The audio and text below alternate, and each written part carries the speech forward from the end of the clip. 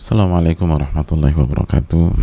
Alhamdulillah hamdan katsiran tayyiban mubarakan fih kama yuhibbu rabbuna wa radha, wassalatu wassalamu ala nabiyyina Muhammadin wa ala alihi wa sahbihi wa man sara ala nahjihi bi ihsanin ila yaumidin wa ba'd. Hadirin yang Allah muliakan, tidak ada kata yang pantas untuk kita ucapkan pada kesempatan kali ini kecuali bersyukur kepada Allah. Kata puji dan puja kita kepada Allah Subhanahu wa taala atas segala nikmat dan karunia yang Allah berikan dan Allah limpahkan kepada kita. Nikmat yang tidak mungkin kita bisa hitung satu demi satu. Dan itu yang sudah ditegaskan oleh Allah Subhanahu wa taala ketika Allah berfirman dalam surat Ibrahim, "Wa in ta'uddu ni'matallahi la tuhsuha." Dan jika kalian ingin menghitung-hitung nikmat Allah, maka kalian gak akan bisa menghitungnya. Oleh karena itu syukuri, lalu agungkan Allah Subhanahu wa ta'ala. Sebagaimana salawat dan salam semoga senantiasa tercurahkan kepada junjungan kita, uswah hasanah kita, Nabi kita Muhammadin sallallahu alaihi wasallam, beserta para keluarga, para sahabat dan orang-orang yang istiqomah berjalan di bawah naungan sunnah beliau sampai hari kiamat kelak. Hadirin yang semoga Allah muliakan, kita harus terus bersyukur kepada Allah, karena Allah bukan hanya memberikan kesempatan kita untuk belajar, tapi Allah memberikan kesempatan kita belajar dari salah satu yang terbaik, dengan salah satu buku terbaik, Riyadhus Shalihin, dan dengan salah satu ulama terbaik, yaitu Al-Imam Yahya bin Sharaf, atau biasa dikenal dengan nama Al-Imam An-Nawawi rahimahullahu ta'ala. Dan belajar dari yang terbaik itu selalu luar biasa, selalu menarik, selalu indah, dan selalu memberikan kita hal-hal yang tidak pernah dipikirkan sebelumnya atau tidak diketahui oleh mayoritas orang. Maka itu mereka menjadi yang terbaik tentu saja, karena mereka berbeda dengan konotasi yang positif. Oleh karena itu bersyukurlah kepada Allah Subhanahu wa taala, dan syukur kita harus terus kita tambah ketika Allah Subhanahu wa taala memberikan kita taufik ini untuk belajar di salah satu bulan-bulan terbaik. Kita masih berada di bulan Al-Muharram, dan itu jangan pernah lupa. Kita masih ada di bulan Al-Muharram, dan maksimalkan bulan ini. Karena kalau kita sia-siakan, kita harus nunggu beberapa bulan lagi untuk masuk ke bulan mulia berikutnya. Karena ini adalah bulan haram terakhir dari 3 bulan yang datang berturut-turut. Kita sudah lewati Dzulqa'dah, kita sudah lewati Dzulhijjah, dan ini bulan haram yang terakhir. Begitu selesai Al-Muharram, kita harus nunggu cukup lama, kurang lebih 5 bulan sebelum kita bertemu lagi bulan Rajab. Jadi 5 bulan itu lama jemaah sekalian, dan kita nggak tahu umur kita. Maka manfaatkan hari-hari yang ada di tengah-tengah kita ini. Setiap amal ibadah dilipat gandakan, sebagaimana setiap dosa pun dilipat gandakan. Perbanyak amal soleh, perbanyak ibadah, dan salah satunya adalah menuntut ilmu. Hadirin yang Allah muliakan, sekali lagi selanjutnya salawat beriring salam semoga senantiasa kita selalu tujukan kepada Rasul kita, Nabi kita, Sayyidina Muhammadin sallallahu alaihi wasallam, beserta para keluarga, para sahabat, dan orang-orang yang istiqomah berjalan di bawah naungan sunnah beliau sampai hari kiamat kelak. Hadirin yang Allah muliakan, masih bersama sosok misterius yang tiba-tiba datang ke majelis Nabi sallallahu alaihi wasallam. Lalu penampilannya sangat-sangat menarik perhatian, menyedot perhatian karena bersih banget, rapi sekali, wangi, tapi di waktu yang sama nggak ada satupun orang Madinah yang mengenal diri beliau, sebagaimana testimoni dari Umar bin Khattab radhiyallahu ta'ala. Gaya seperti itu tuh gaya orang baru keluar dari rumahnya terus mandi segala macam, tapi nggak ada yang tahu siapa beliau ini, dan nggak punya rumah di kota Madinah. Oleh karena itu sangat misterius. Lalu sampai ke majelis, duduk di hadapan Nabi SAW. Di hadapan Nabi SAW. Jarang sekali orang asing masuk ke majelis yang diisi oleh orang-orang yang saling mengenal itu tiba-tiba datang duduk di depan langsung. Orang asing biasa duduk di belakang, lihat dulu, wait and see, dipersilahkan, oh ya saya di sini aja. Tapi orang ini tanpa dipersilahkan maju ke depan, bahkan fa'asnada rukbatahi ila rukbatahi, beliau tempelkan lutut beliau ke lutut Nabi Shallallahu Alaihi Wasallam dan duduk dengan duduk yang penuh adab. Isyarat duduknya adalah duduk iftirash. Lalu mulai bertanya tentang beberapa hal. Yang pertama, akhbirni anil Islam, tolong jelaskan kepadaku tentang Islam. Lalu Nabi SAW menjawab dengan 5 rukun Islam tersebut. Lalu yang mencengangkan Umar dan para sahabat, diresponlah sama sosok ini, sodakta, benar engkau wahai Muhammad, benar engkau wahai Muhammad.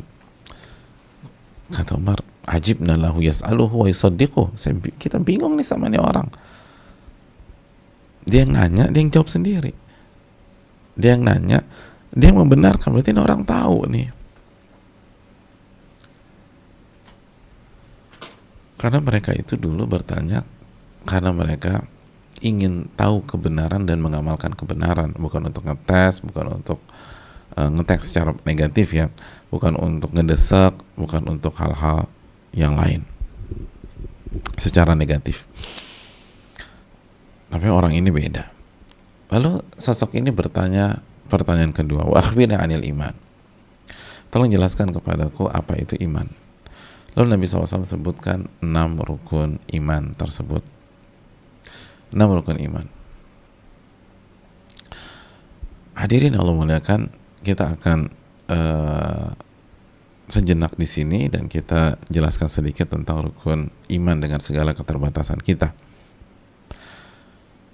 Hadirin yang semoga Allah muliakan, rukun iman yang rukun iman yang 6 tidak asing lagi di tengah-tengah kita. Iman kepada Allah, iman kepada malaikat, iman kepada kitab suci, iman kepada Rasul dan Nabi dan Rasul, lalu iman kepada hari kiamat, serta iman kepada takdir. Yang ingin kita sedikit bahas pada kesempatan kali ini, karena ini masalah besar sekali, masalah sangat fundamental, ini masalah keimanan kita, maka pada kesempatan kali ini kita akan membahas al-qadrul wajib, kadar iman yang wajib dimiliki oleh seorang muslim. Kadar iman yang wajib dimiliki oleh seorang muslim. Jadi ketika dia punya iman dengan kadar ini, maka dia berada di zona aman. Dia mukmin. Di sisi Allah dia mukmin. Di sisi Allah dia mukmin.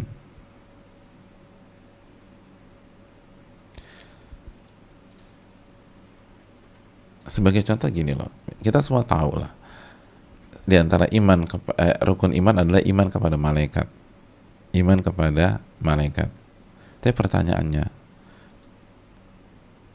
berapa orang yang mengetahui dan beriman tentang berbagai macam tugas-tugas malaikat? Tugas-tugas malaikat. Siapa yang tahu misalnya tentang safarah kiramil bararah? Atau siapa yang mengerti tentang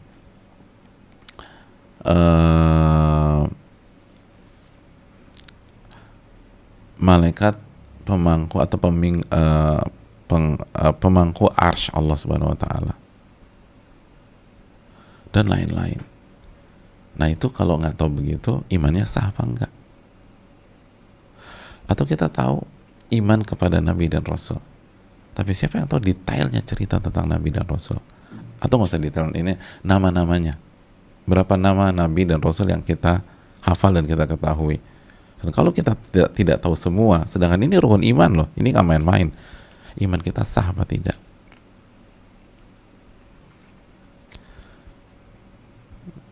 Kita yakin iman kepada hari kiamat, tapi berapa persen dari kita yang tahu detailnya step by stepnya hari kiamat nanti, tentang mizan, tentang sirat, dan lain-lain. Nah, kalau kita nggak tahu itu, iman kita sah apa tidak? Karena ini berkaitan dengan rukun iman. Oleh karena itu kita harus tahu qadrul wajib, kadar iman yang wajib dimiliki oleh setiap hamba. Yang kalau dia miliki kadar itu, maka dia berada di zona aman keimanan. Artinya imannya sah. Imannya sah. Kan yang penting itu dulu. Sebelum kita bicara panjang lebar. Oleh karena itu mari kita melihat keterangan para ulama kita. Dan kita ambil dari keterangan salah satu ulama terbaik pada hari ini, Syekh Shalih Al-Syekh hafizahullah ta'ala. Yang pertama, rukun iman kepada Allah, atau iman kepada Allah subhanahu wa ta'ala. Iman kepada Allah subhanahu wa ta'ala.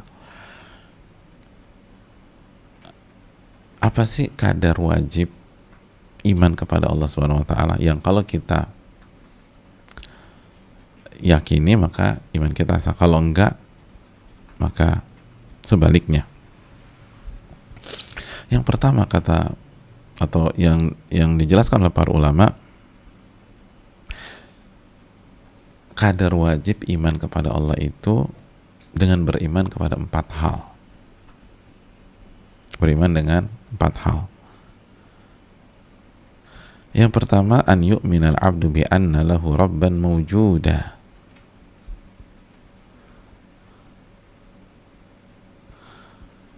Dengan beriman bahwa dia memiliki Rabb yang mawjud, yang ada wujudnya. Jadi beriman pada wujud Allah subhanahu wa ta'ala. Allah itu ada. Allah itu ada. Itu yang pertama. Dan kita tahu hari ini banyak sekali orang yang tidak meyakini keberadaan Allah subhanahu wa ta'ala. Bagi gue Tuhan tuh nggak ada. Berarti dia tidak memenuhi kadar wajib keimanan. Yang pertama, kita harus yakini Allah itu ada. Keberadaan Allah subhanahu wa ta'ala.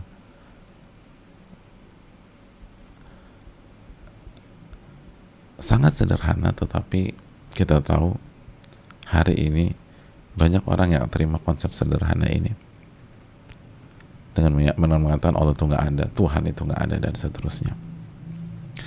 Itu yang pertama. Yang kedua, masih iman kepada Allah, beriman pada rububiyah Allah subhanahu wa ta'ala. Kita beriman pada rububiyah Allah subhanahu wa ta'ala. Artinya apa? Rububiyah itu kita beriman dengan apa yang Allah kerjakan. Allah yang menghidupkan, Allah yang mewafatkan dan mematikan, Allah yang mengatur alam semesta ini. Atau yang biasa kita kenal dengan tauhid rububiyah, yaitu mengesahkan Allah dalam perbuatan-perbuatan Allah subhanahu wa ta'ala, dalam perbuatan-perbuatan Allah. Jadi kita yakini Allah itu berbuat, dan itu dikembalikan kepada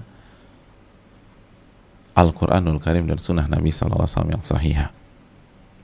Jadi beriman dengan rububiyah, dengan perbuatan-perbuatan Allah. Allah mengatur alam semesta, Allah memberikan rizki, Allah mewafatkan, dan lain-lain. Yang ketiga, kita beriman dengan, dan yang kedua jelas ya, artinya kalau mau cek dalil banyak banget dalilnya. Dalil yang paling gampang adalah surat Al-Fatihah itu, Alhamdulillahi Rabbil Alamin. Segala puji bagi Allah, Rabbnya alam semesta. Allah yang menciptakan, Allah yang memiliki, Allah yang mengatur, dan sebagainya. Jadi Rabb, rububiyah. Yang ketiga, kita beriman dengan nama-nama dan sifat-sifat Allah yang maha sempurna.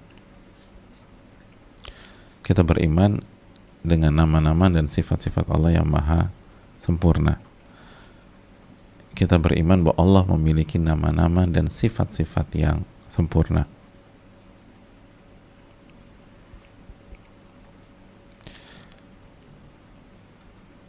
Baik nama, dan kita bisa nama-nama itu di dalam Al-Quranul Karim dan sunnah-sunnah Nabi yang sahih.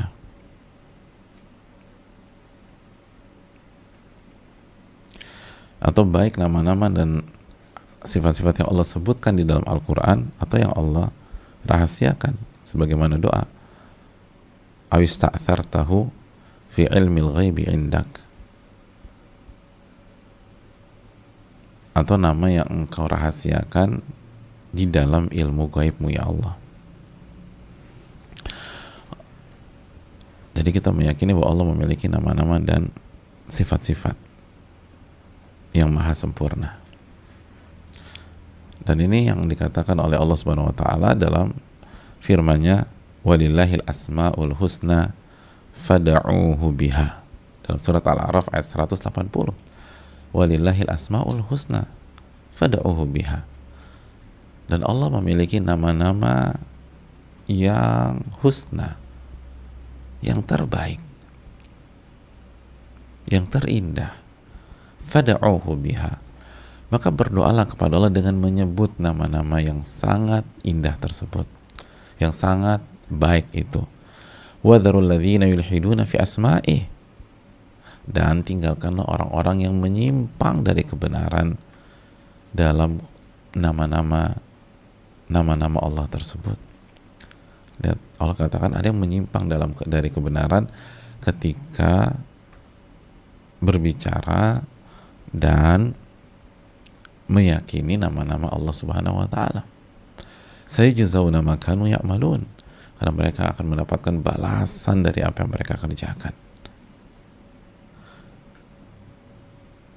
Jadi Allah mengatakan walillahil asmaul husna fad'uuhu biha wadharul ladzina yulhiduna fi asma'i.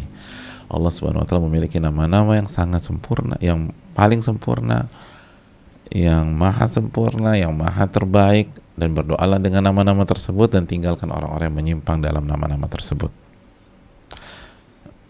Maka kita harus meyakini nama-nama dan sifat-sifat Allah Subhanahu wa taala. Nama-nama dan sifat-sifat Allah Subhanahu wa taala. Jadi kita meyakini Allah itu punya nama-nama dan sifat-sifat yang maha sempurna. Hadirin Allah muliakan, kita lanjutkan. Yang keempat, yang terakhir, kita meyakini atau kita beriman bahwa Allah lah satu-satunya yang berhak diibadahi. Annahu huwal mustahiqqu lil ibadati wahdahu duna ma siwahu. Hanya Allah yang berhak diibadahi, dan selainnya tidak ada yang bisa atau tidak ada yang boleh diibadahi.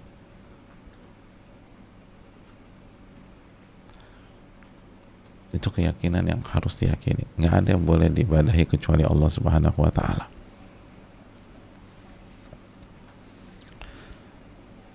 Nah, hadirin Allah muliakan,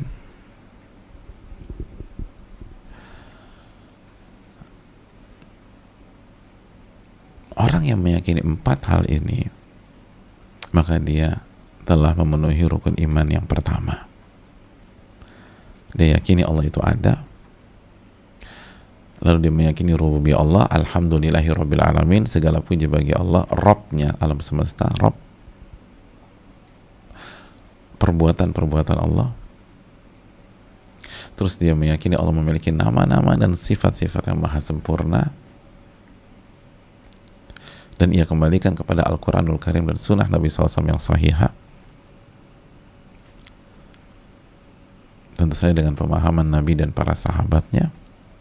Lalu yang keempat, dia meyakini bahwa hanya Allah yang berhak diibadahi,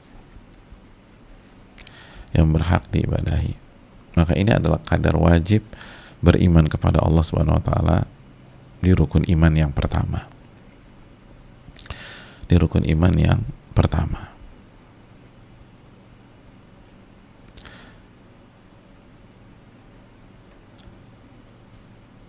Kita lanjutkan ke rukun iman yang kedua.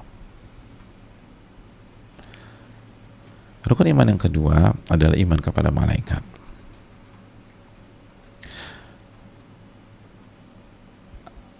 Hadirin Allah muliakan, kadar wajibnya apa?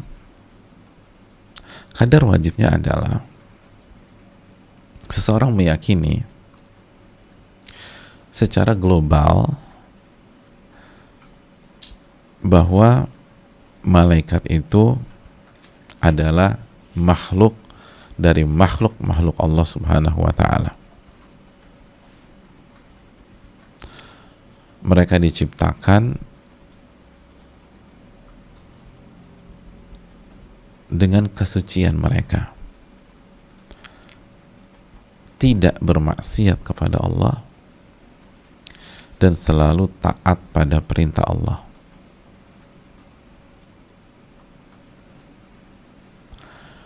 Mereka adalah hamba Allah dan bukan sesembahan yang diibadahi.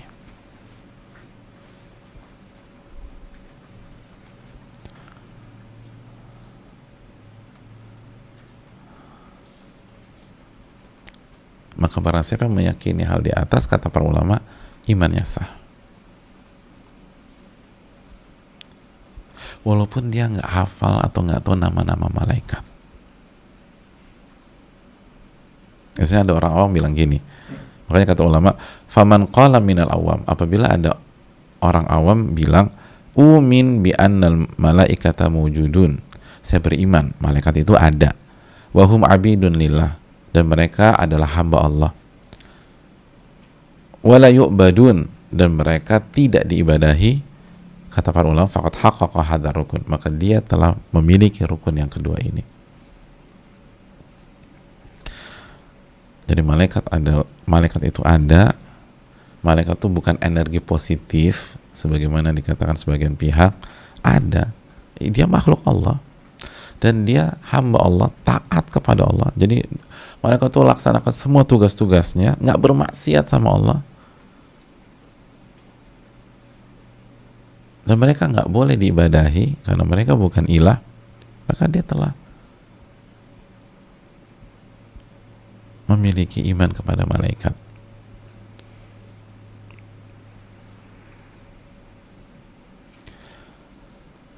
Hadirin Allah muliakan. Adapun perincian atau iman secara mendetail atau iman secara perincian, yaitu beriman kepada seluruh yang disampaikan oleh Allah Subhanahu wa taala di dalam Al-Qur'an dan yang disampaikan oleh Nabi SAW dalam sunnah tentang kondisi dan keadaan malaikat-malaikatnya, malaikat-malaikat Allah, lalu tentang sifat-sifat malaikat tersebut, lalu bentuknya dan penciptaannya secara detail, sayapnya dan lain sebagainya, kelebihan-kelebihannya, lalu apa tugas-tugasnya, job desk-nya, kepentingan-kepentingannya. Maka ini kata para ulama, wa hadza imanun tafsili, ini adalah iman secara detail. Yalzamul abdal imana bihi idza alima nassa fi dzalik, wajib diimani oleh seorang hamba jika dia mengetahui dalil tentang hal tersebut. Jadi wajib diimani seorang hamba jika ilmunya sudah sampai. Fa idza alima nassa wajaba alaihi al-imanu bih. Kalau dia sudah tahu dalilnya, nasnya, maka dia wajib beriman terhadap hal yang detail tersebut. Amma man lam yasil ilaihi nas, adapun ketika seorang belum sampai atau belum dapat dalilnya atau belum sampai padanya dalil tentang itu, fa innahu la yakunu naqidan li imanihi bil malaikah, maka ketidaktahuannya otomatis kan dia belum meyakini yang detail-detail seperti itu karena dia nggak tahu dalilnya, maka ini tidak menggugurkan imannya kepada malaikat. Kenapa? Karena dia sudah beriman secara global atau secara kadar wajib yang tadi kita sebutkan di atas. Maka beriman secara terperinci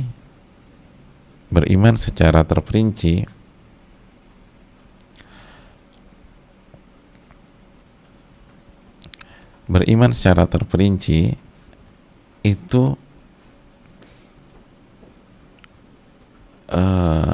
berbeda-beda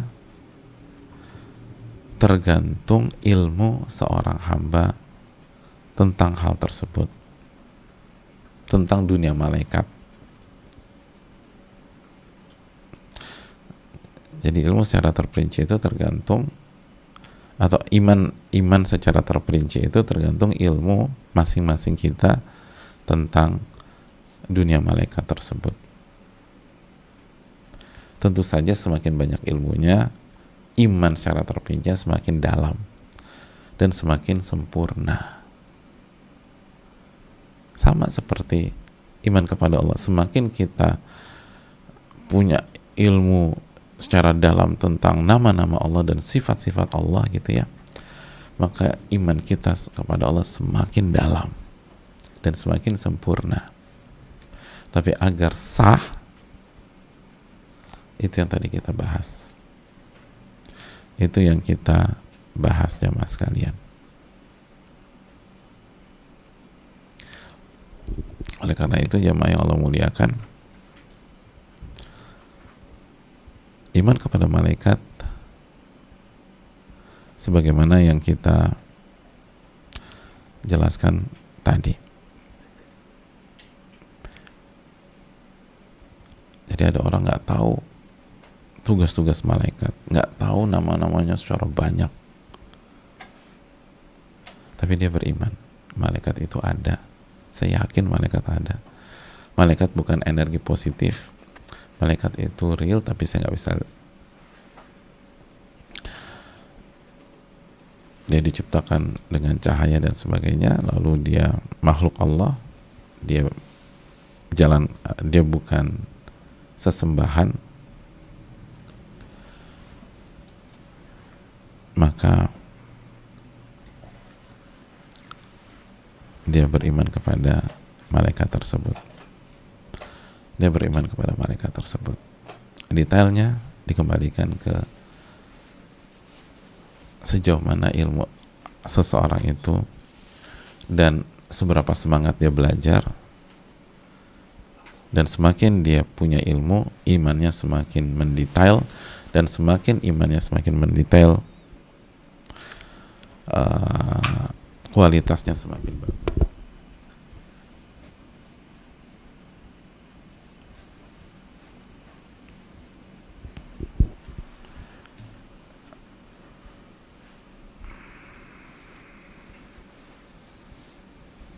Ya. Kita lanjutkan jamaah sekalian Allah muliakan.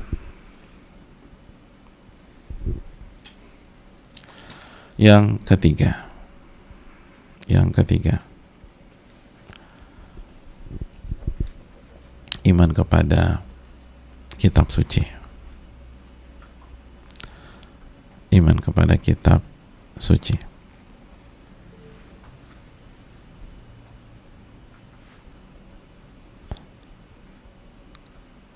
Hadirin Allah muliakan, apa kadar wajib dari iman kepada kitab suci? Yaitu beriman annallahu anzala kutuban ma'a rusulihi ila khalqihi. Seseorang itu beriman bahwa Allah menurunkan kitab suci bersama rasulnya yang Allah utus kepada makhluknya. Dan Allah jadikan kitab di dalam dan Allah jadikan dalam kitab suci itu petunjuk cahaya dan keterangan dan segala sesuatu yang membuat hambanya menjadi baik dan soleh. Dan di antara kitab suci itu adalah Al-Quranul Karim, yang merupakan firman Allah Subhanahu wa ta'ala. Wa anna hadhil kutuba allati unzilat ma'a rusul kullaha haqqun. Dan seluruh kitab suci itu yang Allah turunkan bersama dengan Allah utus seorang rasul, semuanya adalah kebenaran. Semuanya adalah kebenaran. Di annaha min indillah. Karena kitab suci itu berasal dari sisi Allah. Wallahu wal haqqul mubayyin, atau huwal haqqul mubin, dan Allah lah kebenaran yang sangat jelas tersebut. Dan segala sesuatu yang berasal dari yang maha benar, al-haq, maka dia adalah benar. Dan hamba itu harus yakin dengan yakin yang sempurna. Itu. Jadi kadar wajib beriman kepada kitab suci adalah kita yakin bahwa Allah turunkan kitab suci kepada para rasulnya yang Allah utus kepada manusia, kepada makhluknya, dan di dalam kitab suci itu ada petunjuk, ada cahaya, ada keterangan, dan ada segala hal yang membuat seseorang itu baik, soleh, dan bertakwa kepada Allah. Dan di antara kitab suci itu adalah Al-Quran, dan Al-Quran adalah firman Allah Subhanahu wa ta'ala, dan semuanya benar. Kecuali jika dirubah oleh tangan-tangan manusia, kita tahu bersama. Tapi pada saat diturunkan itu kepada para nabi itu benar semua. Pada saat diturunkan kepada para nabi dan rasul tersebut. Nah, itulah kadar wajibnya. Kadar wajibnya.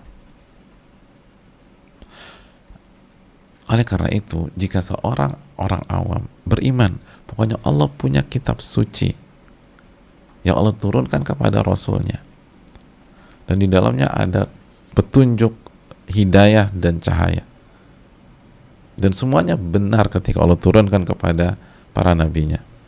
Terus dicek, ayo saya mau tanya, kitab sucinya Nabi Daud apa?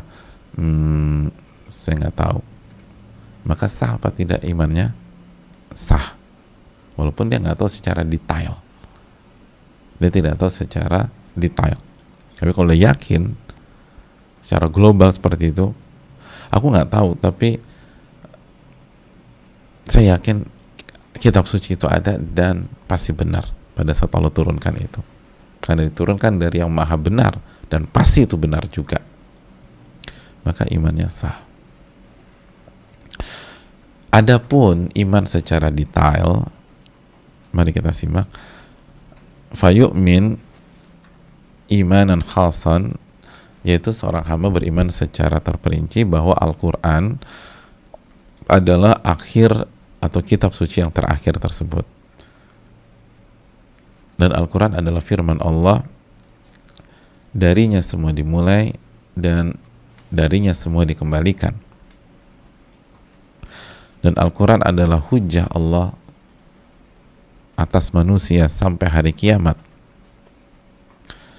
dan Al-Quran yang menghapus seluruh risalah dan kitab-kitab suci sebelumnya, dan Al-Quran adalah hujjah Allah yang terus eksis di tengah-tengah manusia.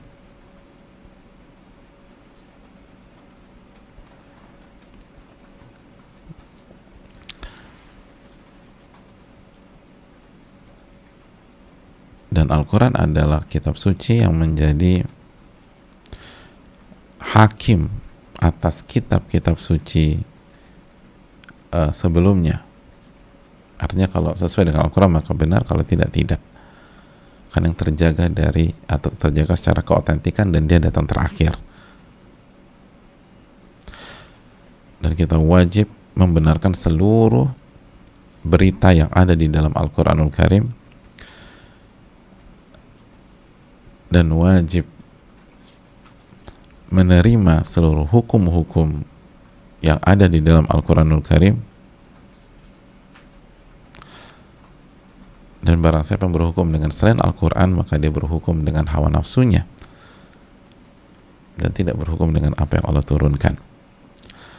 Lalu beriman dengan seluruh kitab-kitab yang sebelumnya, Taurat kepada Nabi Musa, Injil kepada Nabi Isa, Zabur kepada Nabi Daud, Suhufnya Nabi Ibrahim, Suhufnya Nabi Musa, dan lain-lain. Kita beriman Allah turunkan Taurat tadi kepada Nabi Musa, kepada Nabi Isa, dan seluruh hal tersebut itu terperinci.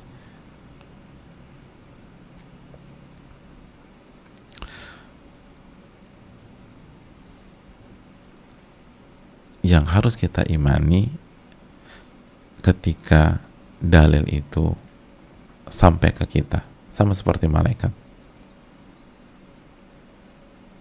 Jadi contohnya gini, kata para ulama, qad yaqulu qal ana la a'rif at-Taurah, saya nggak tahu kitab suci Taurat, aw la a'rif al-Injil, atau ada yang mengatakan saya nggak ngerti Injil. Fa idza urrifa wajaba 'alaihi al-iman, lalu setelah dijelaskan Taurat tuh kitab sucinya Nabi Musa loh, Injil itu kitab sucinya Nabi Isa, maka dia wajib beriman dengan itu. Jadi dia beriman jika dia sudah tahu ilmunya, dan kalau dia nggak pernah tahu ilmunya, ya sudah. Apakah membatalkan keimanannya? Tidak, selama dia beriman secara global bahwa Allah menurunkan kitab suci kepada Rasulnya. Jadi contoh misalnya ada orang baru masuk Islam, gitu. Maka biar sah dulu imannya, biar masuk zona aman, dia yakini bahwa Allah menurunkan kitab suci kepada Rasul-Rasulnya. Apa namanya? Saya nggak tahu. Saya baru masuk Islam tadi pagi misalnya. Sah nggak? Sah, jelas. Lalu dia belajar. Dan semakin dia tahu lebih detail, semakin tinggi imannya. Semakin tinggi kedudukannya. Sama, semakin dia belajar tentang malaikat secara lebih detail, maka semakin tinggi imannya. Semakin dia mempelajari tentang Allah secara lebih detail sesuai dengan dalil, maka semakin tinggi imannya. Tapi kadar wajib adalah kita sampaikan. Kita lanjutkan. Iman kepada Nabi dan Rasul. Apa kadar wajibnya? Fa idza amana al-'abdu bi anna Allah arsala rusula. Apabila seorang hamba beriman bahwa Allah mengutus rasul-rasulnya, yad'u aqwamahum ila tauhid, yang mengajak kaum-kaum mereka untuk beriman dan bertauhid. Wa annahum ballagu ma umiru bih, dan mereka telah menyampaikan apa yang diperintahkan dan diamanatkan kepada mereka. Jadi mereka tuh amanat, nyampein, nggak ditutup-tutupin, tapi mereka sampaikan. Wa ayyadahumullahu bil mu'jizat wal barahin wal ayati dalla ala sidqihim, dan Allah mendukung mereka dengan memberikan mukjizat, memberikan bukti dan ayat-ayat yang menunjukkan bahwa mereka itu benar. Contohnya apa? Nabi Isa bisa menyembuhkan orang mati. Nabi Musa bisa membelah laut jadi 12 jalan. Dan lain-lain. Nabi Nuh dengan bahteranya. Dan Nabi kita SAW dengan Al-Quran dan berbagai macam mukjizatnya.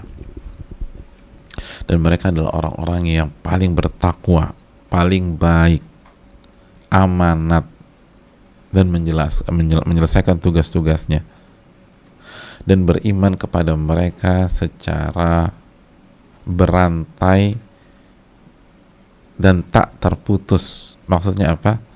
Barang siapa yang menolak satu saja Rasul Allah, maka itu sama saja kufur kepada Allah dan kepada seluruh Rasul-Rasulnya yang lain, karena mereka saling terikat satu dengan yang lain.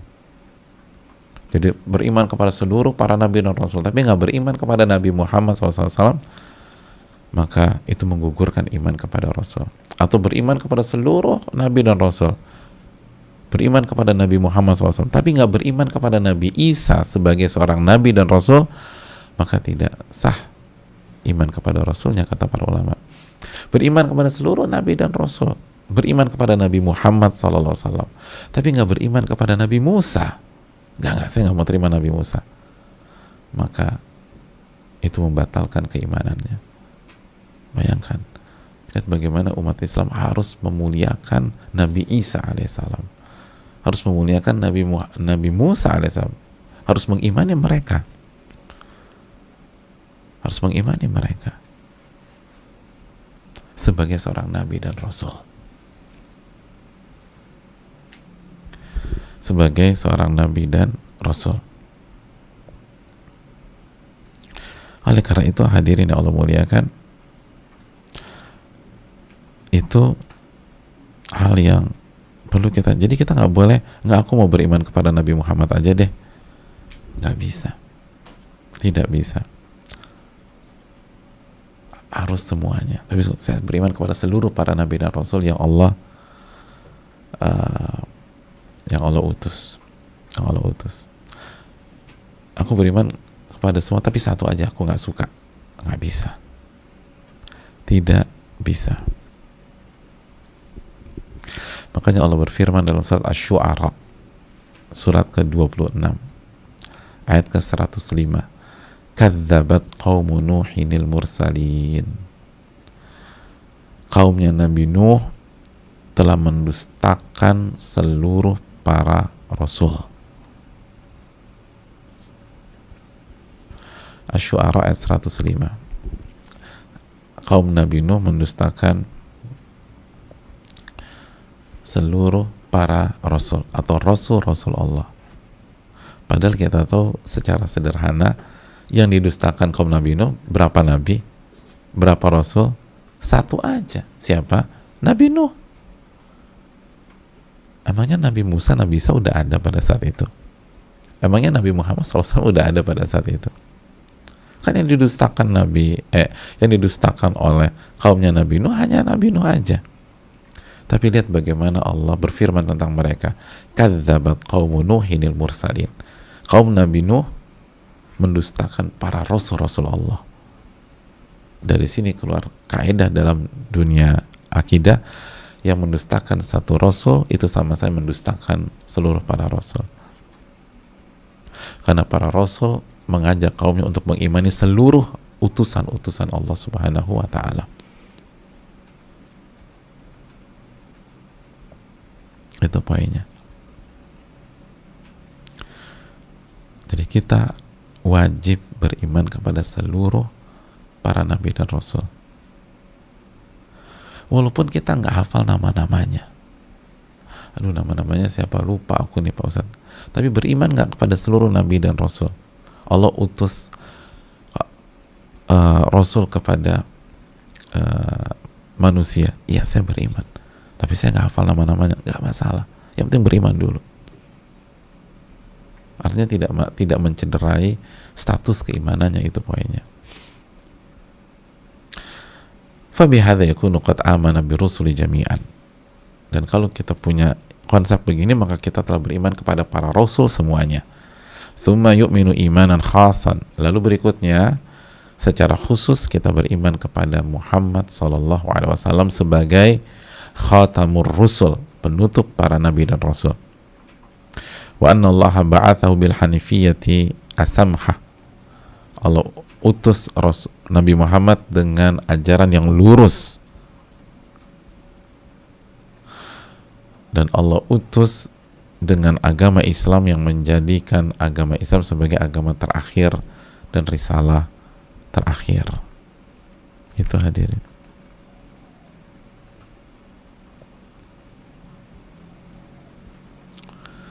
Adapun secara iman secara detail, maksudnya apa sih? Iman secara detail itu beriman kepada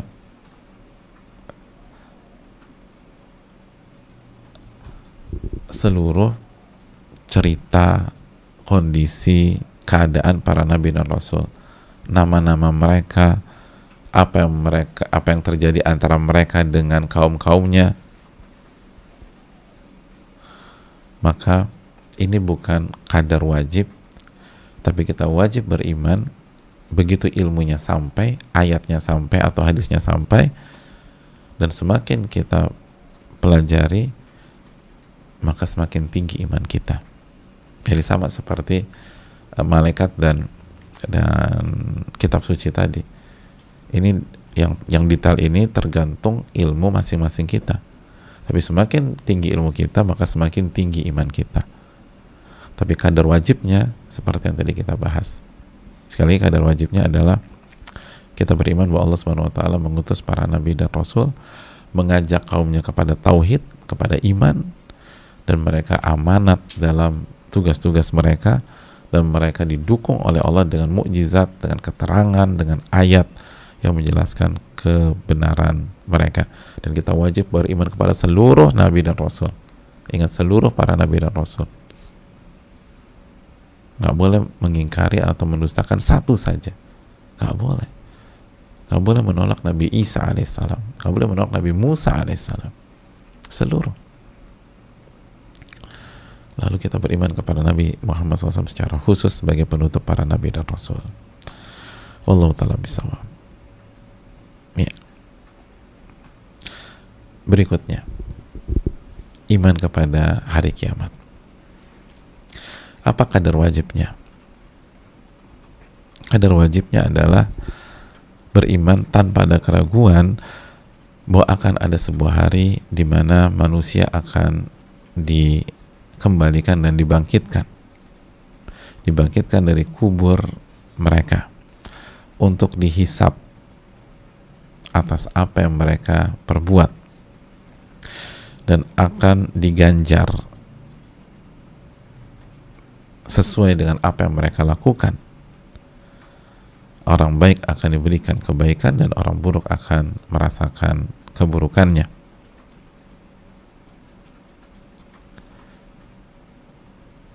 Sebagaimana Allah firmankan dalam surat Az-Zumar ayat 70, wa wuffiyat kullu nafsim ma amilat wa huwa a'lamu bima yaf'alun.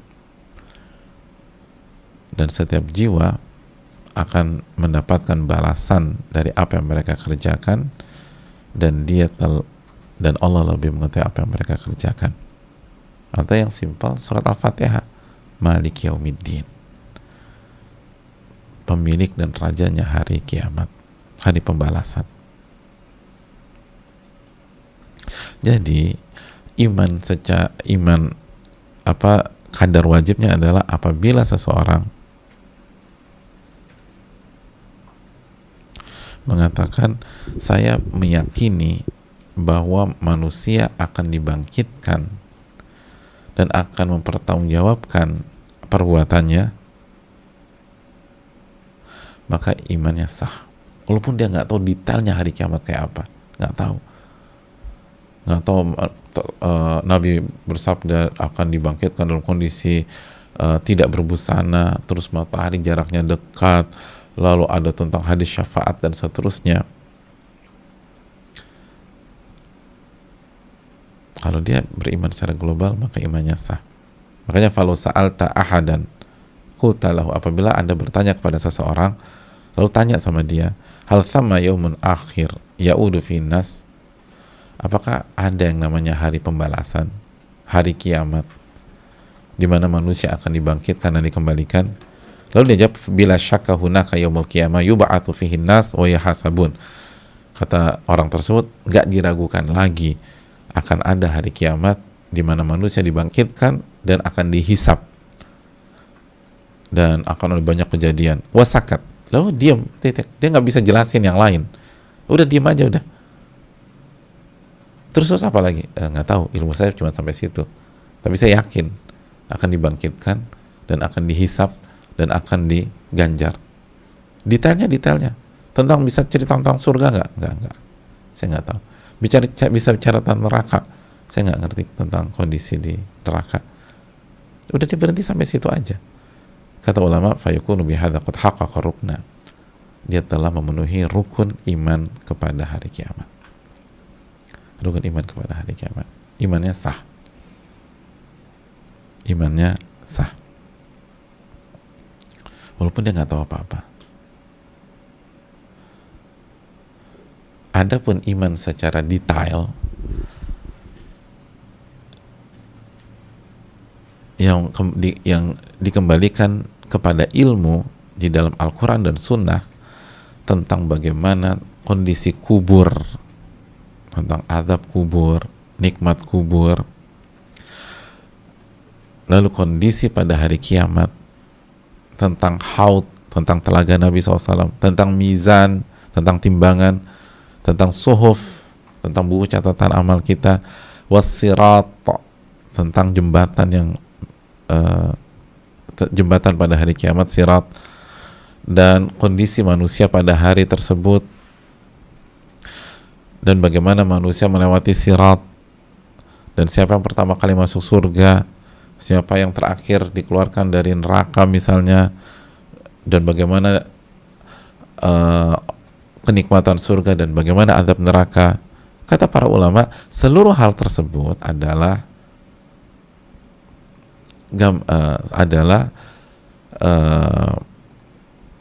iman secara terperinci. La yajibul imanu biha ala kulli ahad illa man alimaha minan nusus. Tidak wajib diimani oleh setiap orang kecuali, belum selesai loh, kecuali orang yang sudah mendapatkan dalilnya, maka dia wajib beriman pada saat itu. Fa innahu yajibu 'alil imanu bima alim. Seperti tadi, dia baru wajib beriman ketika ilmunya sudah sampai, dalilnya sudah sampai.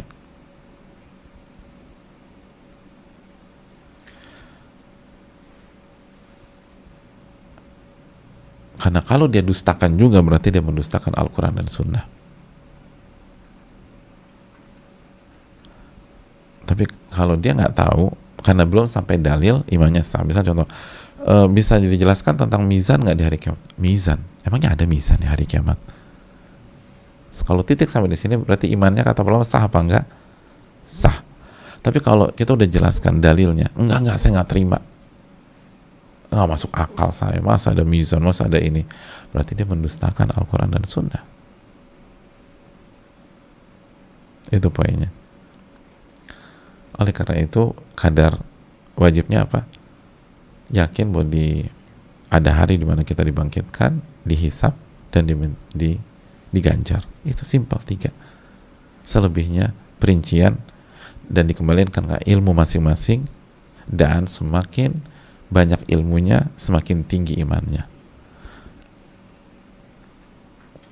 Jadi ini bukan membuat kita malas, justru semakin membuat kita semangat. Tapi kita tahu nih kadar wajibnya apa. Yang penting masuk zona aman dulu. Habis itu tingkatkan ilmu kita, karena dengan meningkatkan ilmu kita, iman kita pun semakin tinggi. Iman kita semakin tinggi. Yang terakhir, iman kepada takdir. Iman kepada takdir. Iman kepada takdir, kadar wajib adalah an yu'minal abdu bi anna kulla syai'in yahdutsu fi hadzal malakut qad subiqa bihi qadarullah. Yaitu dengan berimannya seorang hamba, apa yang terjadi di alam semesta ini telah didahului oleh takdir Allah Subhanahu wa taala. Atau qad sabaqa bihi qadarullah. Sabaqa bihi qadarullah, telah didahului oleh takdir Allah Subhanahu wa taala. Wa anna Allaha 'alimun bihadil ahwal. Dia beriman bahwa Allah mengetahui seluruh kondisi yang ada di alam semesta. Wa tafsilatiha bi khalqihi. Dan Allah tahu seluruh hal-hal detail tentang hamba-hambanya sebelum Allah ciptakan mereka. Sebelum Allah ciptakan mereka. Wa kataba dzalika, dan Allah catat hal itu semua. Catat. Allah tulis di Lauhil Mahfuz. Allah tulis semuanya. فإذا آمن أن كل شيء قد سبق به قدر الله فيكون حقق هذا الركن. Maka barang siapa yang beriman bahwa seluruh yang terjadi didahului oleh takdir Allah, jadi semuanya ini takdir Allah dan Allah tahu dan Allah catat, maka ia telah memenuhi rukun iman yang keenam. Memenuhi rukun iman yang keenam. Rukun iman yang keenam. Ya, semuanya telah ditakdirkan. Bahasa kita, semua ini sudah ditakdirkan dan Allah Maha tahu dan Allah telah mencatat. Udah. Maka kita beriman kepada takdir. Beriman kepada takdir. Adapun iman secara terperinci adalah beriman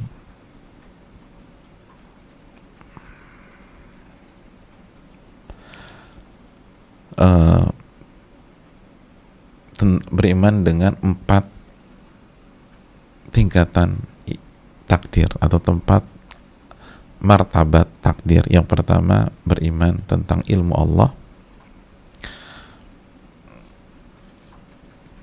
Allah mengetahui apa yang telah terjadi, yang sedang terjadi, dan akan terjadi, dan yang mustahil terjadi. Kalau hal mustahil itu terjadi, Allah tahu bagaimana kejadiannya. Kita secara global aja ya, karena ini butuh waktu. Jadi beriman tentang ilmu Allah Subhanahu Wa Taala. Allah tahu apa yang telah terjadi, sedang terjadi, akan terjadi, dan yang mustahil terjadi. Dan kalau yang mustahil itu terjadi, Allah tahu bagaimana kejadiannya. Padahal itu mustahil. Padahal itu mustahil.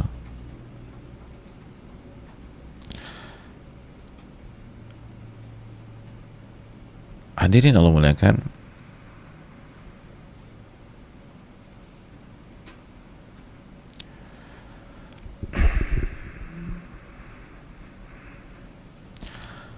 bingung ya?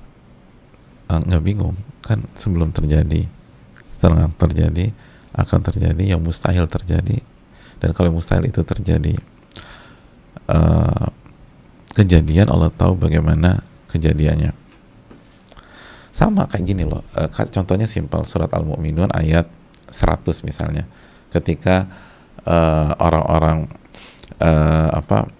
yang fasik, yang nggak beriman, minta dikembalikan ke dunia. Apa kata mereka dalam ayat ke-100? La'alli a'malu salihan fima taraktu, agar aku bisa mengerjakan amal soleh yang selama ini aku nggak kerjakan. Selama ini nggak aku kerjakan. Jadi dia minta balik ke dunia.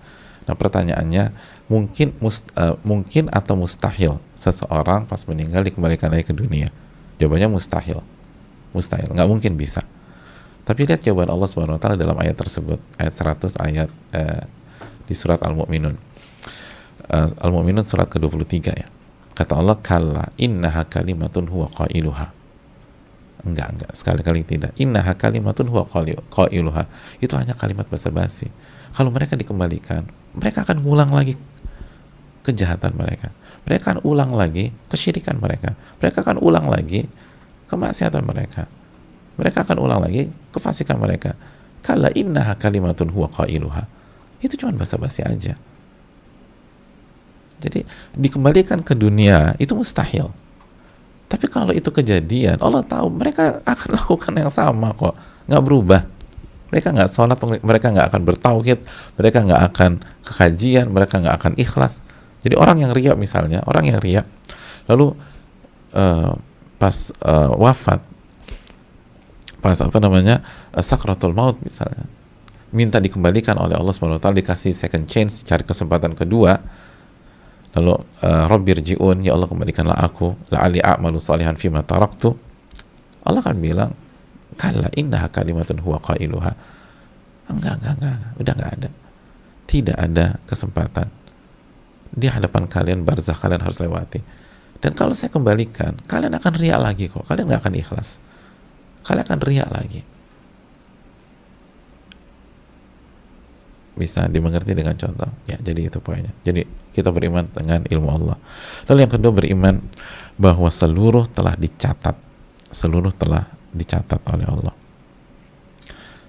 Seluruh telah dicatat. Di antara dalilnya misalnya Al-An'am 59, illa fi kitabim mubin. Dan telah dicatat sebelum 50.000 tahun sebelum penciptaan langit dan bumi. 50.000 tahun sebelum penciptaan langit dan bumi. Dan yang ketiga, beriman tentang masyiatullah. Apapun yang terjadi itu dikehendaki oleh Allah. Gak mungkin ada kejadian tidak dikehendaki oleh Allah. Gak mungkin. Semua kejadian pasti dikehendaki oleh Allah.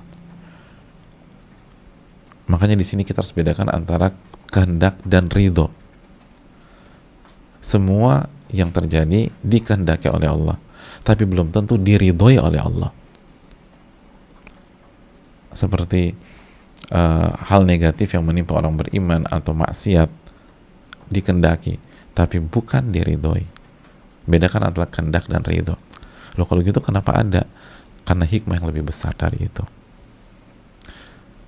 Hikmah yang lebih besar dari itu. Jadi semua yang terjadi itu dikehendaki oleh Allah. Dalilnya surat At-Takwir ayat terakhir misalnya, wa ma tasyauna illa ayyasha'allahu rabbul alamin. Apapun yang kalian inginkan tidak akan terjadi kecuali dikehendaki oleh Allah Subhanahu wa taala rabbul alamin. Terus yang terakhir adalah semua yang terjadi itu diciptakan oleh Allah Subhanahu wa taala. Allah lah penciptanya. Itulah iman iman kepada takdir secara detail. Tapi agar kadar wajibnya adalah yang tadi kita bahas. Kita beriman bahwa seluruh yang terjadi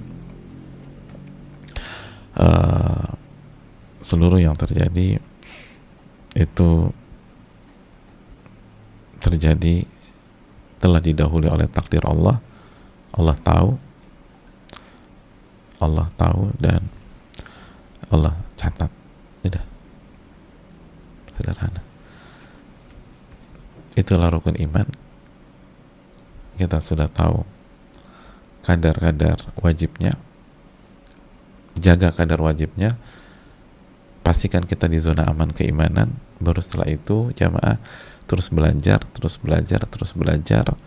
sehingga iman kita semakin tinggi. Dan kita harus berusaha meraih manisnya iman. Manisnya iman itu penting. Apa maksud manisnya iman? Kata Imam Nawawi, manisnya iman itu adalah rasa nikmat dan lezat ketika mengerjakan ketaatan dan ibadah. Itu makom tinggi sekali jamaah. Merasakan manis dan lezatnya ibadah dan ketaatan. Oh, itu luar biasa. Itu makom tinggi sekali. Itu manisnya iman. Kalau kita sampai di level itu, kita akan merasakan kenikmatan dan rasa manis saat kita beribadah. Baik ibadah seperti sholat, berzikir, atau puasa, maupun ibadah hati seperti sabar. Bayangkan sabar bisa manis tuh gimana ceritanya? Itu nggak mudah. Kan sabar ibadah kita tahu.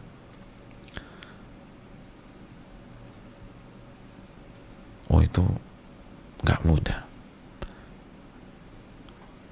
Imam Zahabi itu membawakan ucapan Ahmad bin Harb, Al-Imam Ahmad bin Harb.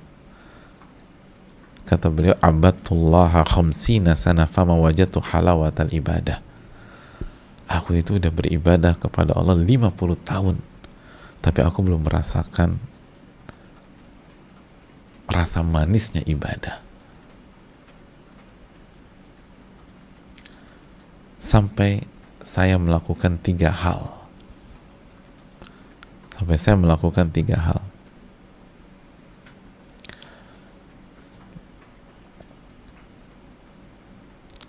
Apa 3 hal itu? Mungkin suatu saat kita bisa kaji 3 hal itu ya. Waktu sudah habis. Dan penonton kecewa. Aduh, apa tuh 3 hal itu? Panjang, tapi mungkin suatu saat kita bahas. Tapi saya ingin menjelaskan bahwa jangan pernah, poinnya adalah jangan pernah merasa cukup dengan kadar wajib. Karena hidup ini panjang, istiqomah tuh susah. Untuk benar-benar ngebantu kita istiqomah, bahkan menikmati keistiqomahan, kita harus berusaha mencapai halawatul iman. Halawatul iman, manisnya keimanan. Manisnya keimanan. Itu seindah-indah hidup kalau kita bisa memiliki manisnya keimanan. Itu yang dikatakan Al-Imam Ahmad bin Abdul Halim.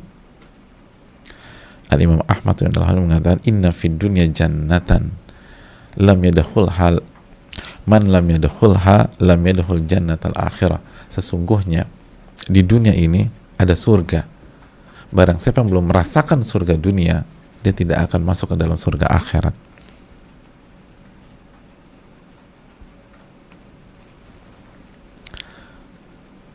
Dan surga dunia ini adalah manisnya iman. Sebagaimana dijelaskan sebagian para ulama, kelezatan beriman kepada Allah Subhanahu wa taala itu yang dimiliki para sahabat. Bilal itu orang bisa disiksa segala macam, gak ada komen sama sekali, hanya bilang ahadul ahad, gak ada keluhan, gak ada curhatan, gak ada down, gak ada air mata. Subhanallah, dihabisi. Coba kita tahu Bilal psikisnya dijatuhkan, fisiknya disiksa, cuma bilang ahadul ahad. Kata sebagian ulama, beliau merasakan manisnya iman, merasakan manisnya kesabaran, lezatnya kesabaran itu udah sampai dan sudah masuk dan merasuki Bilal. Maka beliau hanya mengatakan ahadul ahad. Disuruh kufur, disuruh mencela Nabi, ahadul ahad, Allah yang esa, Allah yang esa. Udah nggak ada buat status, nggak ada curcol, nggak ada ngeluh, nggak ada cari angin, nggak ada sedih. Bilal yang secara fisik nggak dianggap oleh manusia, yang secara status hanya seorang budak pada saat itu. Tapi lihat bagaimana ketika merasakan manisnya iman. Kenapa kita baru dapat beberapa masalah langsung goncang, langsung jatuh, langsung terpuruk? Karena kita belum merasakan manisnya iman. Betul, mungkin sudah sampai kadar wajib keimanan, tapi manisnya iman itu yang perlu kita kejar, jamaah. Itu yang harus kita kejar. Dan gak mudah. Itu tadi saya kasih bocoran bagaimana para ulama berjuang. Ini bukan perjuangan 1-2 tahun. Ulama berjuang puluhan tahun untuk untuk bisa mendapatkan puncak seperti ini, untuk bisa stabil seperti itu, untuk bisa konsisten merasakan manisnya iman. Kalau orang-orang seperti itu puluhan tahun, mungkinkah kita yang dengan segala berbagai macam dosa-dosa kita, nggak kejelasan kita, ilmu kita minim, bisa dapat itu dalam hitungan bulan setelah berhijrah 1-2 tahun? Mungkin dapat, tapi hilang lagi, nggak konsisten, nggak stabil.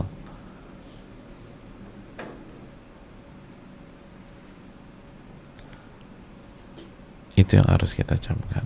Makanya harus rutin ngaji, rutin talabul ilm. Man thabata nabat, kata Nabi, kata para ulama, barang siapa yang konsisten di satu titik, dia akan tumbuh. Gak bisa ngaji pas lagi ada waktu kosong aja, pas lagi ini, gak akan bisa. Mungkinkah kita jadi pakar matematik kalau belajar matematik pas lagi ada waktu kosong? Mungkinkah kita jadi pakar fisika kalau belajar fisikanya pas lagi ada waktu kosong? Mungkinkah kita menjadi pakar masakan gitu ya, kalau yang jago masak segala macam, kalau belajar masaknya hanya pas waktu kosong aja dan nggak jelas tuh kapan waktu kosongnya. Lalu kita ingin punya keimanan yang kuat, lalu kita siram, kita tumbuhkan pas waktu kosong saja, nggak bisa. Allah berfirman dalam surat Al-Anfal ayat 2, alladzina innamal mu'minuna alladzina idza dzukirallahu wajilat qulubuhum wa idza tuliyat alaihim ayatuhu zadatum imana. Orang-orang beriman adalah orang-orang yang apabila dibacakan apabila disebutkan nama Allah, hatinya bergetar, dan apabila dibacakan ayat-ayat Allah, imannya bertambah.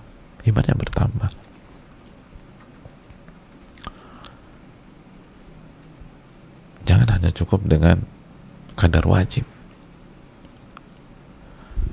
Perjuangkan manisnya iman, karena itu hal yang begitu luar biasa. Ini yang bisa disampaikan. Wassalamualaikum warahmatullahi wabarakatuh. Subhanakallahumma wa bihamdika, astaghfiruka wa atubu ilaik. Assalamualaikum warahmatullahi wabarakatuh. Rabbana taqabbal minna. Rabbana inna nas'aluka ilman nafi'an wa na'udzubika min ilmin la